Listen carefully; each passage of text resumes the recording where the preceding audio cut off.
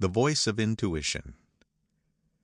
I want, if I can, to put before you certain ideas which you should cultivate, and which would give you a definite and intelligent conception of true spiritual life.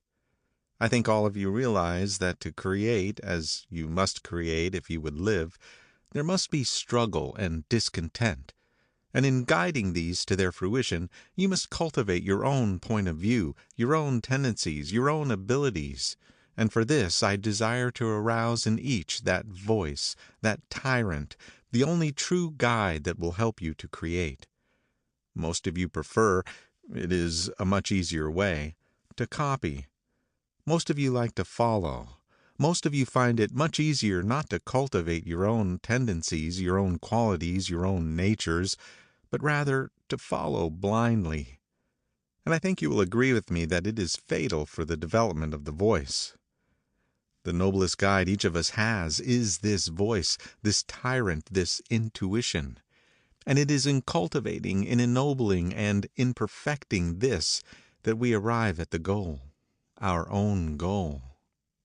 In cultivating this voice till it becomes the one tyrant, the one voice which we obey, we must find out our goal and work unceasingly for its attainment.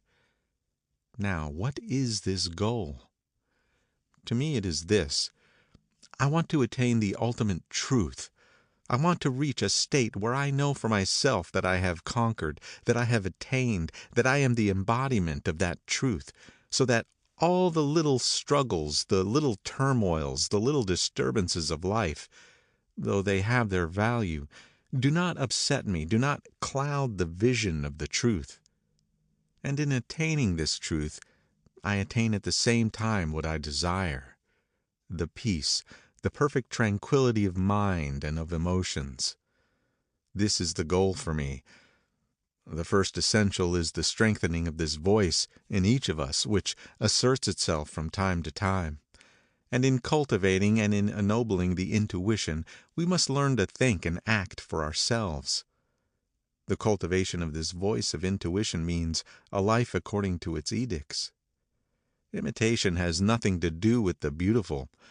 Art consists not in the copy of nature as it is, but in the nobleness of the symbol of that nature which it represents. So each one of us has to be an artist who creates for himself because he has been thrilled by a glimpse of the vision. You will find that true and great artists, true and great teachers, have not the sense of exclusiveness. They embody all things, are part of all things. We must be varied in order to produce the perfect thing. A garden full of roses, however beautiful, becomes monotonous. You may have the most perfect roses of many types and colors, but if they are all roses, the garden lacks a sense of beauty.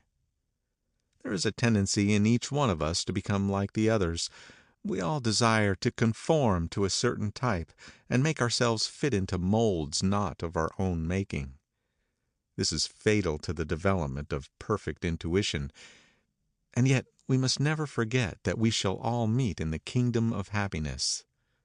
We have a tendency, all through our nationalism, our forms of worship, to think that we are different from other people. We treat the world as outside of us, and we become exclusive in our outlook. We shall be destroying instead of creating if we have such a limited vision, such narrow ideas. I want, if I can, to rouse in each one of you this voice that shall guide you along the line you want to follow. That is your own life, the path of your own making. And as long as you obey that voice, that intuition, you cannot err. It is in trying to follow the orders, the ideas, the visions of others that you go wrong. I can point out my ideal of truth, the perfect peace of loving kindness, but you must struggle and arrive at it for yourselves. I can lay down the principles of truth, but through your own voice, through the obeying of that voice, you must develop your own intuition, your own ideas, and so you will come to the goal where we shall all meet. This is for me the big thing in life. I do not want to obey anybody. It doesn't matter who he is, so long as I do not feel he is right. I do not want to hide behind the screen which veils the truth. I do not want to have beliefs to which I cannot respond, and to which I cannot give my soul and my heart and my whole being. Instead of being the ordinary and the mediocre, you will listen to this voice, cultivate this intuition, and so discover new avenues of life instead of being swept aimlessly along the path of another. In realizing this ideal, as I said, you must develop your intuition. A perfect harmony of emotions and of mind is essential, so that intuition, the voice of your true self, can express itself. Intuition is the whisper of the soul. Intuition is the guiding word in our life. The more we harmonize our strong feelings and keen mind by perfecting and purifying them, the more likely we are to hear that voice, the intuition which is common to all, the intuition which is of humanity and not of one particular individual. You must have strong feelings, whether of love, of intense happiness, of real kindness. A person who has no feelings at all is useless, whereas if he has strong feelings, even if they be of the wrong kind, he can always train them to become refined and perfect. It is the person who is hard and indifferent that cannot create, destroy, or construct.